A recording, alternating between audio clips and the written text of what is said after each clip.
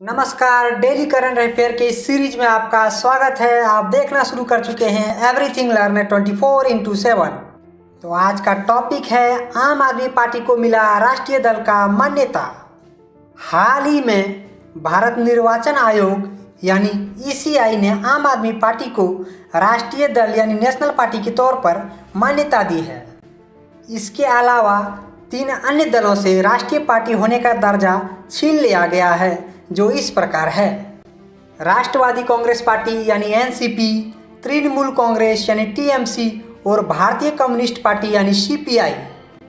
आयोग का पैमाना 2014 और 2019 के लोकसभा चुनावों तथा 2014 के बाद से 21 राज्यों के विधानसभा चुनावों में पार्टियों के प्रदर्शन की समीक्षा पर आधारित है।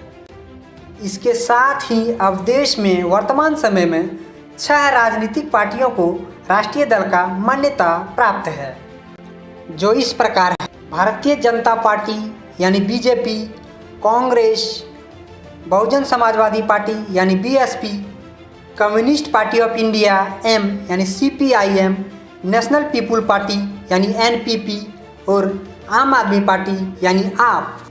तो आइए जानते हैं कैसे मिलता है राष्ट्रीय पार्टी का दर्जा। चुनाव आयोग के नियम के अनुसार कुछ प्रमुख शर्तों को पूरा करने पर आयोग द्वारा किसी दल को राष्ट्रीय पार्टी का दर्जा दिया जाता है। आयोग के राजनीतिक दल और चुनाव चिन्ह 2019 के अनुसार एक राजनीतिक दल को एक राष्ट्रीय दल माना जाएगा यदि वह 4 या अधिक राज्यों में मान्यता प्राप्त है या उसके उम्मीदवारों को पिछले लोकसभा या विधानसभा चुनावों में किन्हीं 4 या अधिक राज्यों में कुल वैध मतों का कम से कम 6% वोट मिले हो और पिछले लोकसभा चुनावों में उनके कम से कम 4 सांसद हो, या फिर उसने कम से कम 3 राज्यों से लोकसभा की कुल सीटों में से कम 2% सीटों पर जीत दर्ज की हो।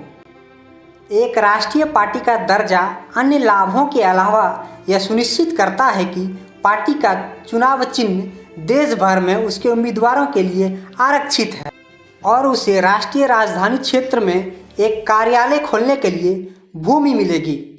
अगर आपको ये जानकारी अच्छी लगे तो वीडियो को लाइक करें, शेयर करें और चैनल को सब्सक्राइब करें। धन्यवाद।